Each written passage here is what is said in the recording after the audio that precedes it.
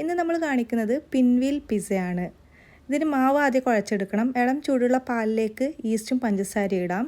ഇതിലേക്ക് മൈദ ഇട്ടിട്ട് ഒന്ന് കുഴച്ചെടുക്കണം. ആവശ്യത്തിനുള്ള ഉപ്പും കുറച്ച് വെജിറ്റബിൾ ഓയിലും കൂടി ചേർത്ത് സോഫ്റ്റ് ഡോ ആയിട്ട് കുഴച്ച് അവിടെ പൊങ്ങാൻ വേണ്ടി മാറ്റി വെക്കാം. പൊങ്ങി വന്നിട്ടുള്ള മാവ് ഒന്ന് 2 ബോളാക്കി എടുത്ത് അതുപോലെ ഒന്ന് സ്ക്വയർ ഷേപ്പിൽ പരത്തി പിസ്സ സോസോ അല്ലെങ്കിൽ കെച്ചപ്പോ ചേർത്ത് നമുക്കിതിനകത്ത് ചില്ലി ഫില്ലിംഗ് ആണ് ഞാൻ ഇട്ട് കൊടുത്തിട്ടുള്ളത്. ഇനി ഇതൊന്ന് ഇതുപോലെ റോൾ ചെയ്തെടുക്കണം.